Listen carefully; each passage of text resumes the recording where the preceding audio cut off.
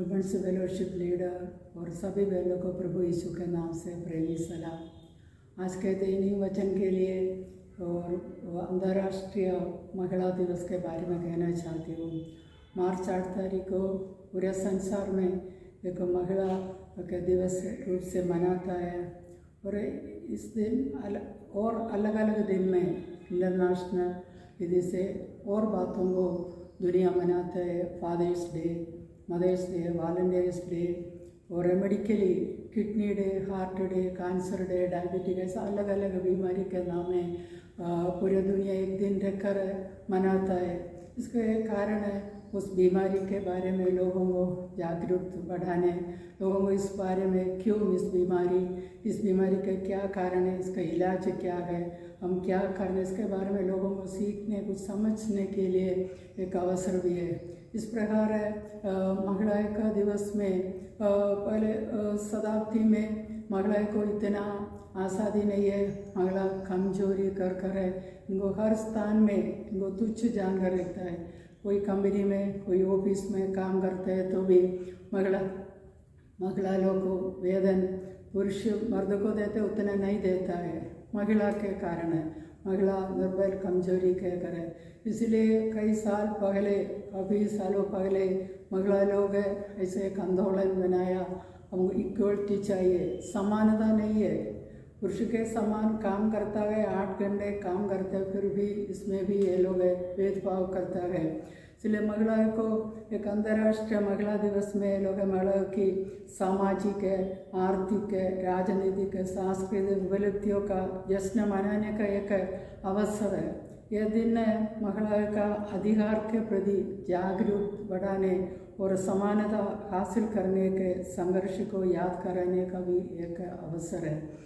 महिलाओं को आजकल टेक्नोलॉजी इतना बढ़ गया, सब बढ़ गया, फिर भी आज भी महिला नारी कहकर उनको सब जगह पे और उच्च पद में और कई जगह पे रखने में लोग तो अनुमति नहीं देता है। हम क्या लड़की, ऐसे लड़की महिला समझकर लोगों के मन में एक तुच्छ है, महिला को क्या काम है, कमजोरी, इनको कुछ काम नहीं है, इनको ये कर नहीं सकता है, उनको खाली किचन में रसोई का काम करना। पढ़ाने में भी अभी भी आजकल भी कई समाज में लड़की लोग को ज़्यादा पढ़ाने नहीं देता है। लड़की है, पहले शादी करके फिर घर का काम करना, पढ़ाने में क्या है, नहीं पढ़ाना, कई विषयों में इनके काबिलियत है, फिर भी वो प्रकट करने का अवसर भी नहीं है। ये हालत से हम आज भी संघर्ष करता है समानता के लिए, राइट इक्वलिटी चाहिए। लोग इस विषय में डिस्कशन करता है, सरकारी तरह से महिला को ये प्रिविलेज है, वो सुविधा सब है, हम नियम पेपर में, लेकिन आज भी महिलाओं को ये सुविधा आज भी नहीं मिला है। मैं कॉलेज में पढ़ते समय तो मेरे कई दोस्त लोग, लड़की लोग कहते हैं काश लड़का है तो कितना अच्छा है, लड़का को ये कर सकते हैं, उधर जा सकता है, ये सब कर सकते हैं। लड़की का मन में यही है, हमको इतना तक है, एक सीमा है, आगे नहीं है।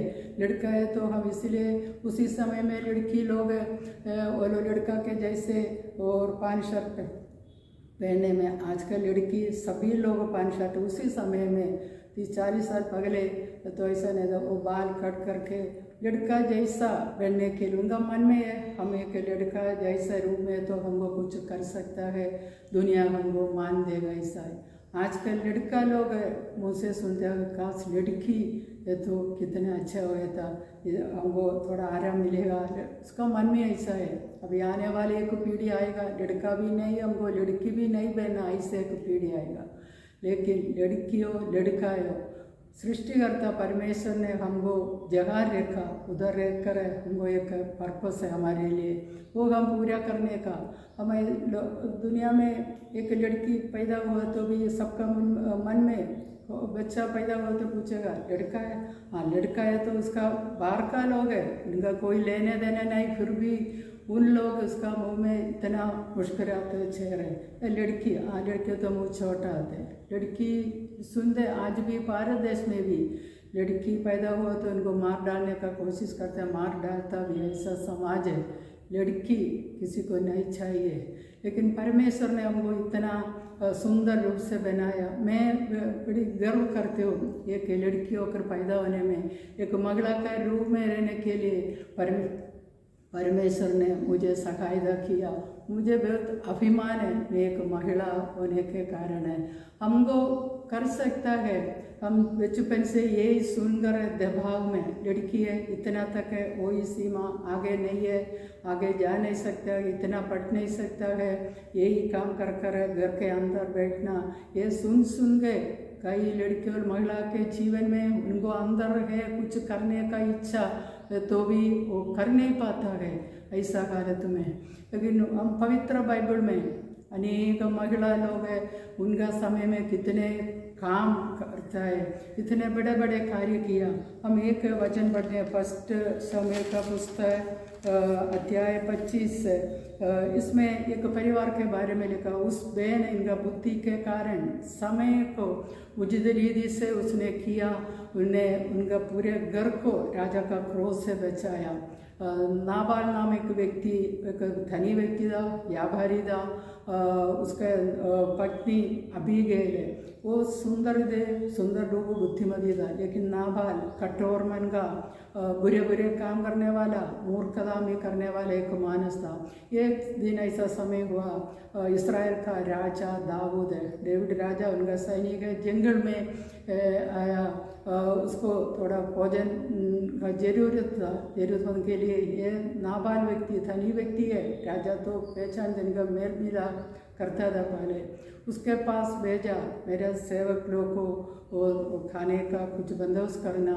नाबाल के पास सब कुछ है, धनी व्यक्ति, उसने राजा के सेवक लोग को निंदा कर कर, राजा कौन है, इसराइल का दाऊद राजा कौन है, मैं उसको क्यों देने का, तुच्छ अपमान कर कर भेजा। सेवक लोग आकर राजा को समाचार दिया, तब राजा का क्रोध इतना भड़क गया, राजा भी क्रोध होकर सैनिकों 400 सैनिकों सबके हाथ में तलवार लेकर है, तुरंत नाबाल के परिवार के सारे पुरुष प्रजा को, इनका बेटा, इनका सेवक लोग है, इनका दामाद है, कोई भी लड़का पुरुष प्रजा को मार डालने के लिए राजा निकला।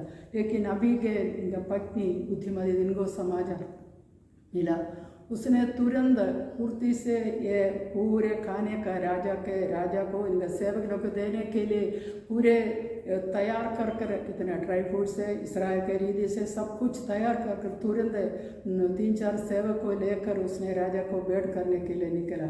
आधे रास्ता में राजा को मिला, तुरंत राजा को देखा तो स्त्री अबीगैल ने वाहन से नीचे उतर कर साष्टांग प्रणाम कर कर राजा को इनका पति के गलती, इसका गलती समझकर उसने राजा के माफ़ी मांगता है। इतना भी नहीं है, राजा को वेद आशीष के वजन उस स्त्री के मुँह से निकलता है।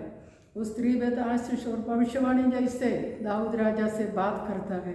वो सुनकर दाऊद राजा भी बहुत अचंभा हो गया।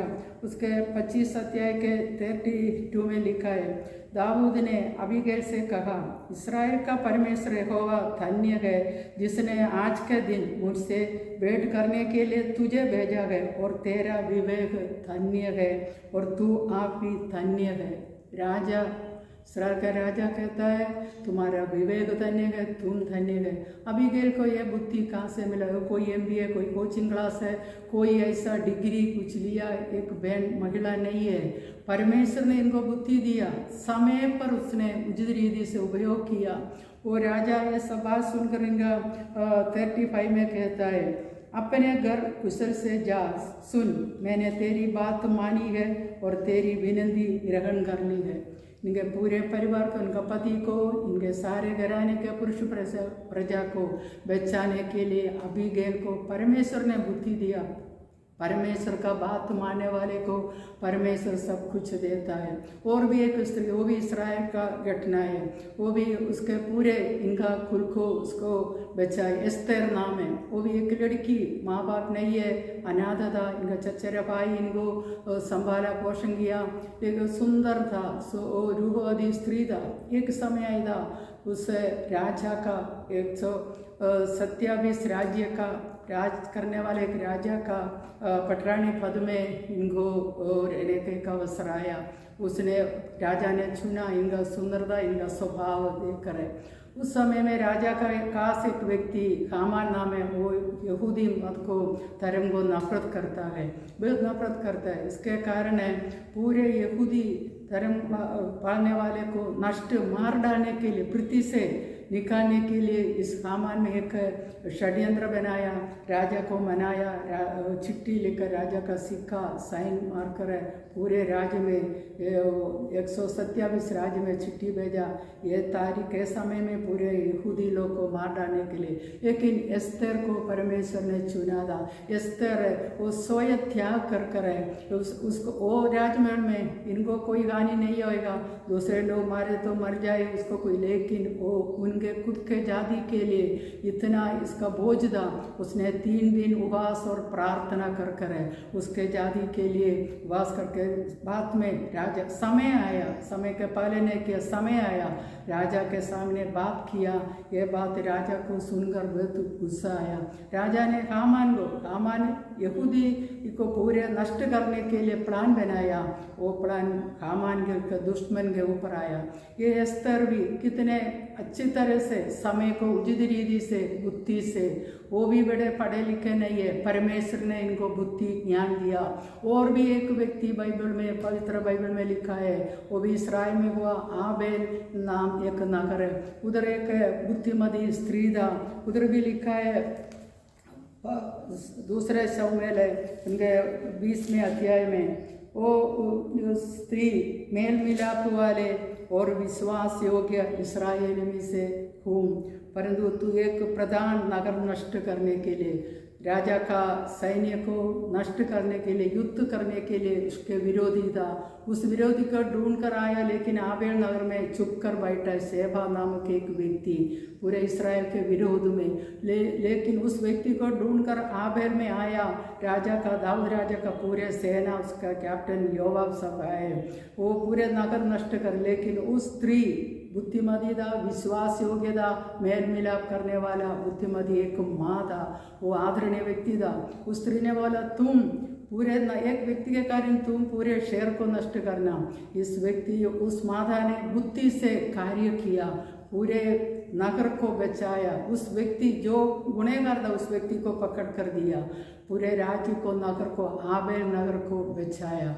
यही और अनेक महिला लोग अपने अपने, उसी समय में इतना सोशल मीडिया नहीं है, कोई सुविधा टेक्नोलॉजी कुछ नहीं है, फिर भी उन लोगों को परमेश्वर ने जगह रखा, उधर रहकर उसने बुद्धि से कार्य किया।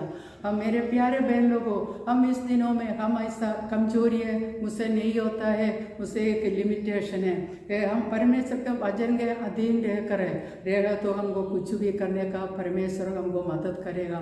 और रूत नाम एक व्यक्ति था बाइबल में, उसने सब कुछ इनको नष्ट हो गया, लेकिन परमेश्वर का वचन मानने के कारण है, विश्वास करने के कारण है, इनको जो कुछ नष्ट हो गया इससे बढ़कर इनका जीवन में पा लिया।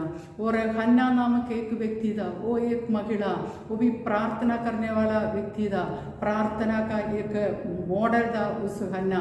प्रार्थना के द्वारा उसका जीवन में अद्भुत रीति से उसने कुछ पा लिया, वो आज भी बाइबल में लिखा है।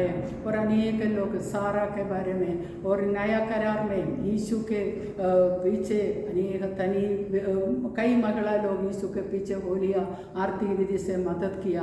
मेरे लोगों, आज इस 25 का हमारे महिला दिवस है, हम थोड़ा जागने का समय है। दुनिया कुछ भी कहे, लेकिन परमेश्वर के वचन के अनुसार है, हम आगे बढ़े, हमको परमेश्वर हमको उपयोग करेगा, हमको और कुछ करने का है, हमको हमारे ऊपर परमेश्वर के एक पर्पस है, पर्पस के लिए हमको रखा है। इसलिए हम इस रीति से, इस महिला का दिवस है, हम प्रभु के लिए कुछ करना, परमेश्वर का राज्य के लिए हम करने के लिए आप तत्पर रखना, आप जागते रहना। इस वचन के द्वारा परमेश्वर आपको आशीष दे। एक प्रार्थना करके समाप्त करते हो। सर्वशक्तिमान खुदावंद परमेश्वर है। आज के दैनिक वचन देने के लिए प्रभु ने सहायता किया। परमेश्वर धन्यवाद, हालेलुया। पूरे दुनिया में महिला दिवस मनाता है, लेकिन हम महिला लोग हैं, परमेश्वर ने हमको सृष्टि किया, हमारे ऊपर एक मकसद है, उसे हम पूरा करने के लिए प्रभु के लिए हम उपयोगी बने। इस साल में एक नया सोच विचार हमारा महिला के जीवन में देना, रेखा आपके हाथ में सौंप देते, यीशु के नाम से मांगते, सुनो और स्वीकार करिए। परमेश्वर सभी को आशीष दे।